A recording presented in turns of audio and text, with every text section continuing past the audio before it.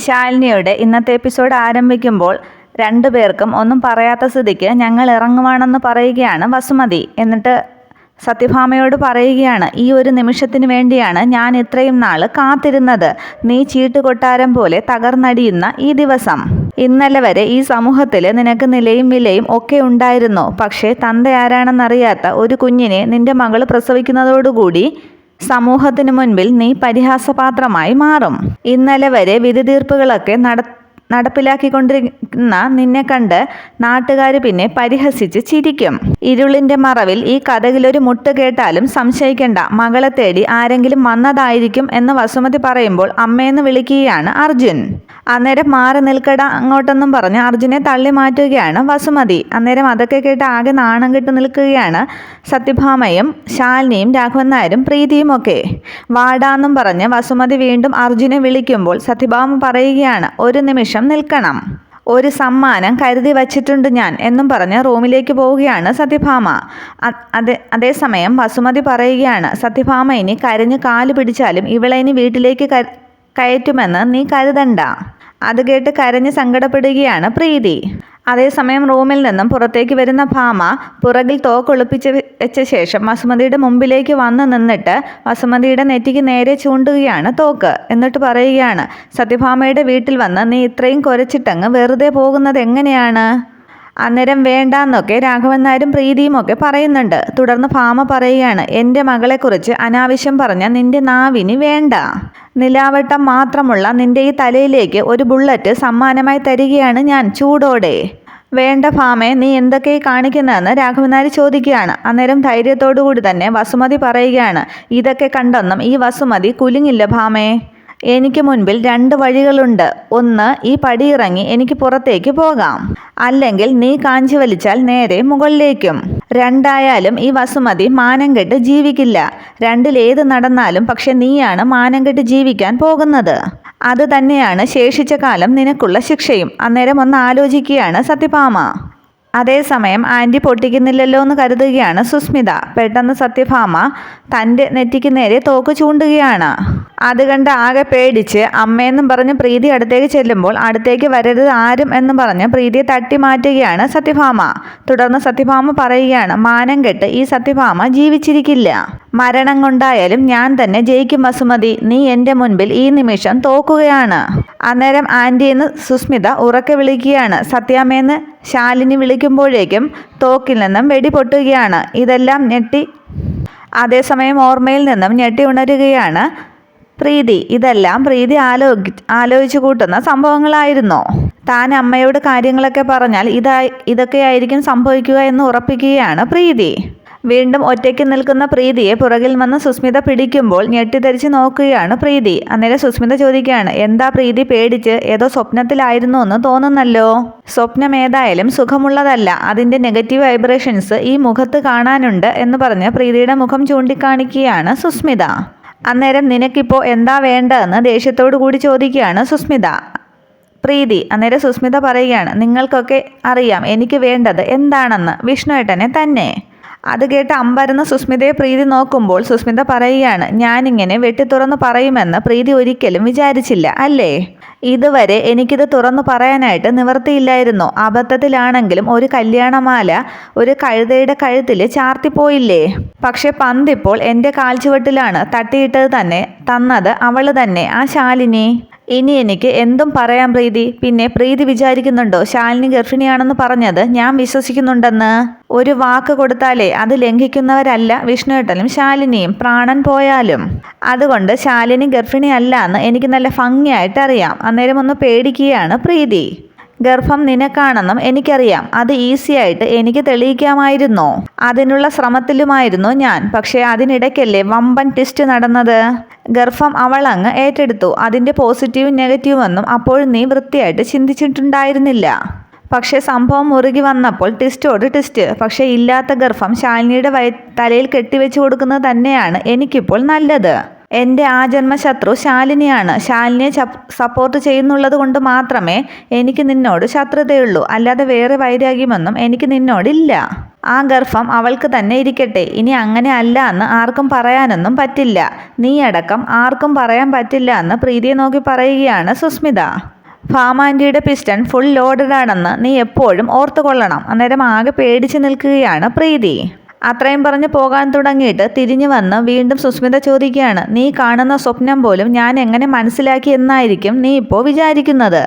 നീ മാത്രമല്ല, ഈ വീട്ടിലെ സകല ജീവികളുടെയും വികാര വിചാരങ്ങളൊക്കെ കൈവെള്ള പോലെ എനിക്കിപ്പോൾ മനഃപ്പാടമാണ്. എന്നിട്ട് പ്രീതിയുടെ താടിക്ക് തോണ്ടി സുസ്മിത പറയുകയാണ്, നിന്റെ അമ്മ അടക്കമുള്ളവരുടെ നിയന്ത്രണമെല്ലാം എൻ്റെ ഈ വിരൽ തുമ്പിലാണ്. പിന്നീട് കാണിക്കുന്നത് വിഷമിച്ച് പ്രീതി രാഘവൻ നായരോട് ചെന്ന്, എന്താ അച്ഛാ ഇതിനുള്ള പരിഹാരമെന്ന് ചോദിക്കുമ്പോൾ, എനിക്കും അറിയില്ല മോളെ, ഞാനും അത് തന്നെയാണ് ആലോചിച്ചുകൊണ്ടിരിക്കുന്നത്. അന്നേരം അവിടേക്ക് എന്താ രണ്ടാൾക്കും ഉറക്കമൊന്നുമില്ലേന്നും പറഞ്ഞു വരികയാണ് ശാലിനി. അന്നേരം രാഘവൻ നായർ പറയുകയാണ്, എങ്ങനെ ഉറങ്ങാനാണ് മോളെ? നാളത്തെ കാര്യം എന്ന് പറയുമ്പോൾ ശാലിനി പറയുകയാണ്, അതൊന്നും അച്ഛൻ ഓർക്കണ്ട, നടക്കാനുള്ളത് എന്തായാലും നടക്കും. അന്നേരം രാഘവൻ നായർ പറയുകയാണ്, മോളെ, സ്വന്തം ജീവിതം കൊണ്ടാണ് നീ കളിക്കുന്നത്, അത് നീ മറക്കണ്ട. അന്നേരം പ്രീതി പറയുകയാണ്, ആ ഉമിത്തിയിൽ ഉരുകിക്കൊണ്ടിരിക്കുകയാണ് ഞാൻ. അന്നേരം ശബ്ദം താഴ്ത്തി ശാലിനി പറയുകയാണ്, പ്രീതി അങ്ങനെയൊന്നും വിചാരിക്കണ്ട, പ്രീതിയുടെ കുഞ്ഞിനെ രക്ഷിക്കാൻ എനിക്കിതേ മാർഗമുള്ളൂ. മോളെ, നീ സ്വയം ജീവിതം നശിപ്പിക്കുകയാണ്, അതും എൻ്റെ മോൾക്ക് വേണ്ടി.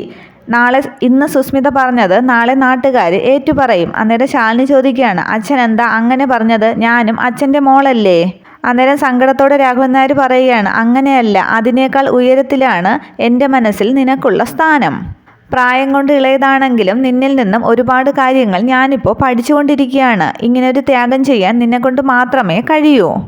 അങ്ങനെയൊന്നും കരുതണ്ടച്ച, ഓരോ സമയത്തും കടന്നു പോകേണ്ട വഴികൾ ഏതൊക്കെയാണെന്ന് നേരത്തെ തന്നെ നിശ്ചയിക്കപ്പെട്ടതാണ്. ഒരേ ഒരു സങ്കടമേ എനിക്കുള്ളൂ, വിഷ്ണുവേട്ടനോട് സത്യങ്ങൾ തുറന്നു പറയാൻ എനിക്ക് സാധിച്ചില്ല. ചങ്ക് പറിച്ചെടുക്കുന്ന സ്നേഹമാണ് അദ്ദേഹത്തിന് എന്നോട്. സത്യം വിഷ്ണുവേട്ടനോട് പറഞ്ഞാൽ എന്നെ കുറ്റപ്പെടുത്തുകയും ഒറ്റപ്പെടുത്തുകയും ഒക്കെ ചെയ്യുമ്പോൾ പാവം അറിയാതെ വിളിച്ചു പറഞ്ഞു പോകും സത്യങ്ങൾ. പിന്നെ സംശയമെല്ലാം പ്രീതിയുടെ നേർക്കാവും. ഒരു പരിശോധനയ്ക്ക് സത്യാമ്മ പറഞ്ഞാൽ പിന്നെ പ്രീതിക്ക് ഒഴിഞ്ഞു മാറാൻ പറ്റുമോ? ഇപ്പം 3 മാസമേ ആയിട്ടുള്ളൂ പ്രീതിയുടെ വയറ്റിലുള്ള കുഞ്ഞിന്. അർജുനേട്ടൻ ഇവിടെ വരികയും ഒന്നിച്ച് താമസിക്കുകയും ഒക്കെ ചെയ്തു എന്ന് സത്യാമ്മ അറിഞ്ഞാൽ പിന്നെ ആ കുഞ്ഞിനെ വേണ്ടാന്ന് വെക്കാൻ പറഞ്ഞാലോ? അത് കേട്ട് പേടിക്കുകയാണ് രാഘവൻ നായരും പ്രീതിയും. അന്നേരം ശാലിനി പറയുകയാണ്, ആ കുഞ്ഞിനെ രക്ഷിക്കാൻ വേണ്ടിയാണ് ഞാനിതൊക്കെ ചെയ്യുന്നത്. 2 മാസം കൂടി കഴിഞ്ഞാൽ പിന്നെ അബോർഷന് സാധിക്കില്ല. അമ്മയുടെ സമ്മതത്തോടു കൂടി അല്ലാതെ അത് ചെയ്യാൻ തുനിഞ്ഞാൽ പിന്നെ 2 ജീവനും അത് ആപത്താണ്. പ്രീതിയുടെ ജീവന് ഭീഷണി വരും എന്നറിഞ്ഞാൽ പിന്നെ സത്യാമ്മ അതിന് മുതിരില്ല. ആ ഒരു സമയമേ ഞാൻ ചോദിക്കുന്നുള്ളൂ. 2 മാസം കഴിഞ്ഞാൽ എല്ലാവരോടും, വിഷ്ണുവേട്ടനടക്കം എല്ലാവരോടും ഞാൻ പറഞ്ഞോളാം സത്യങ്ങൾ എന്താണെന്ന്. അതുകൊണ്ട് 2 പേരും എനിക്ക് സത്യം ചെയ്തതാ, ഇതാരോടും പറയില്ല എന്ന് പറഞ്ഞ് കൈ നീട്ടുകയാണ് ശാലിനി. അന്നേരം പ്രീതിയും രാഘവൻ നായരും മടിച്ചു നിൽക്കുമ്പോൾ അച്ഛാന്ന് പറഞ്ഞ് കെഞ്ചുകയാണ് ശാലിനി. അന്നേരം പതുക്കെ ആ തളർന്ന കൈ കൊണ്ട് ശാലിനിയുടെ കയ്യിലേക്ക് വയ്ക്കുകയാണ് രാഘവൻ നായർ. പ്രീതി അങ്ങനെ തന്നെ നിൽക്കുമ്പോൾ ശാലിനി പറയുകയാണ്, പ്രീതി, ഇത് പ്രീതിയുടെ വയറ്റിലുള്ള കുഞ്ഞിൻ്റെ കാര്യമാണ്, സത്യം ചെയ്ത് താ പ്ലീസ് എന്ന് വീണ്ടും ശാലിനി പറയുമ്പോൾ പ്രീതിയും കൈകൊണ്ട് സത്യം ചെയ്ത് കൊടുക്കുകയാണ് ശാലിനിക്ക്. അതുകണ്ട് വളരെയധികം സന്തോഷിക്കുന്നു ശാലിനി. തുടർന്ന് കാണിക്കുന്നത് രാവിലെ ഹാളിലിരിക്കുന്ന സത്യഭാമയോട് സുസ്മിത പറയുകയാണ്, ശാലിനിയെ കൊണ്ട് സത്യം പറയിപ്പിക്കാൻ ഇതേ ഉള്ളൂ ആൻറ്റി വഴി. ആൻറ്റി കൊടുത്തിരുന്ന സമയമൊക്കെ കഴിഞ്ഞില്ലേ? എന്നിട്ടും അവൾക്ക് വല്ല കുലുക്കമുണ്ടോ എന്ന് നോക്കിക്കേ. മുറിയിൽ കയറി കഥകടച്ചിരുന്നാൽ എല്ലാ പ്രശ്നങ്ങളും തീരുമോ? അവളുമായിട്ട് ബന്ധമില്ലാന്ന് വിഷ്ണുവേട്ടൻ സത്യം ചെയ്ത് തന്ന സ്ഥിതിക്ക് അവളുടെ വയറ്റിലെ കുഞ്ഞിൻ്റെ അച്ഛൻ ആരാണ്? സത്യഭാമയുടെ മരുമകൾ അവിഹിത സന്തതിയെ പ്രസവിച്ചു എന്ന് പറഞ്ഞാൽ ആൻറ്റിയുടെ മാനമല്ലേ പോകുന്നത്? കല്യാണത്തിന് മുൻപോ പിൻപോ ഉള്ള ബന്ധമായാലും അവൾ ആ തെറ്റ് ആവർത്തിക്കാനുള്ള സാധ്യതയുമുണ്ട്. ഇത് കേട്ട് ആകെ ദേഷ്യപ്പെടുകയാണ് സത്യഭാമ. രക്തശുദ്ധി ഒന്നുള്ളത് ഉണ്ട് ആൻറ്റി. ആൻറ്റിയുടെ മകൻ്റെ കുഞ്ഞ് തന്നെയാവണം ഈ കണ്ട സ്വത്തിൻ്റെയൊക്കെ അവകാശി. ശാലിനി വാ തുറക്കാത്ത സ്ഥിതിക്ക് ആ കുഞ്ഞിൻ്റെ തന്ത ആരാണെന്ന് നമുക്കൊരു നിശ്ചയവും കിട്ടില്ല. വേണമെങ്കിൽ ഒരു DNA ടെസ്റ്റ് നടത്താം, പക്ഷെ ആളാരാണെന്ന് അപ്പോഴും അറിയില്ല. വിഷ്ണുവേട്ടൻ അല്ലാത്ത സ്ഥിതിക്ക് അവൾ പ്രസവിച്ചാൽ പിന്നെ ആൻറ്റിക്കല്ലേ മാനക്കേട്? ഇതൊന്നും ഒരു നിമിഷം പോലും വച്ചുകൊണ്ടിരിക്കാൻ പറ്റില്ല ആൻറ്റി. നാളെ ആരുടെയെങ്കിലും തർക്കം തീർപ്പാക്കാനായിട്ട് ചെല്ലുമ്പോഴേ അവരൊക്കെ ചോദിക്കും, സത്യാമ്മയ്ക്ക് ഒരു ന്യായവും നമുക്ക് വേറെ ന്യായവും ആണോ എന്ന്. സത്യാമ്മയുടെ വീട്ടിൽ അവിഹിതമൊക്കെ നടക്കുന്നുണ്ടല്ലോ എന്ന്. അന്നേരം വീൽചെയറിലേക്ക് അവിടേക്ക് വന്ന രാഘവൻ നായർ ചോദിക്കുകയാണ്, ഫാമേ, ശാലിനി അങ്ങനെയൊന്നും ചെയ്യില്ല, ഇതൊരു വലിയ പ്രശ്നമായിട്ട് ഊതി വീർപ്പിക്കണ്ട. അന്നേരം സുസ്മിത ചോദിക്കുകയാണ്, ഇതൊരു ചെറിയ പ്രശ്നമാണെന്നാണോ അങ്കിൾ പറയുന്നത്? കല്യാണം കഴിഞ്ഞ പെൺകുട്ടികൾ ഗർഭിണിയാകുന്നത് സാധാരണ, പക്ഷെ ഭർത്താവുമായിട്ട് ഒരു ബന്ധവുമില്ലാത്ത പെണ്ണ് ഗർഭിണിയാകുന്നത് പിന്നെ എങ്ങനെയാണ്? അതേസമയം പ്രീതി അവിടേക്ക് വരുന്നുണ്ട്. തുടർന്ന് മുകളിൽ നിന്നും താഴേക്ക് ഇറങ്ങി വരികയാണ് ശാലിനിയും. അടുക്കളയിലേക്ക് ശാലിനി പോകാൻ തുടങ്ങുമ്പോൾ സത്യഭാമ പറയുകയാണ്, നിൽക്ക്, നിനക്ക് എന്തെങ്കിലും പറയാനുണ്ടോ? നിനക്ക് ഞാൻ അനുവദിച്ച സമയം കഴിഞ്ഞു. നീ എന്തെങ്കിലും പറയാതിരിക്കുന്നതോ നിനക്ക് തോന്നുന്ന സമയത്ത് പറയാം എന്ന് വിചാരിക്കുന്നതോ ഒക്കെ നിന്റെ തീരുമാനമാണ്. പക്ഷേ നിന്റെ മനസ്സിലുള്ളത് ഈ സത്യഭാമയുടെ വീട്ടിൽ നടക്കില്ല. സ്വന്തം വയറ്റിലുള്ള കുഞ്ഞിൻ്റെ അച്ഛൻ ആരാണെന്ന് പറയേണ്ടത് സ്ത്രീ തന്നെയാണ്.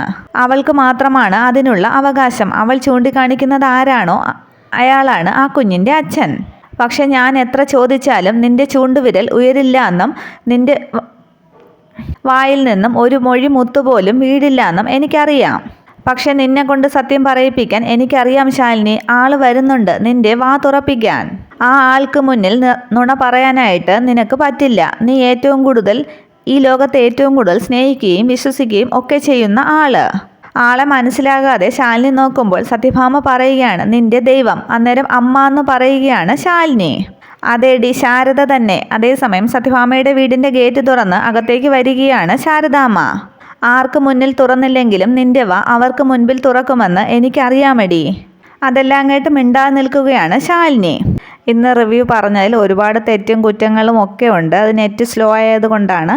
നാളെ നമുക്ക് ഓക്കെ ആക്കാം. ഇത്രയുമാണ് പുതിയ എപ്പിസോഡ്. വീഡിയോ ഇഷ്ടമായ ലൈക്ക് ചെയ്യുക, കമൻറ്റ് ചെയ്യുക. Okay, thank you.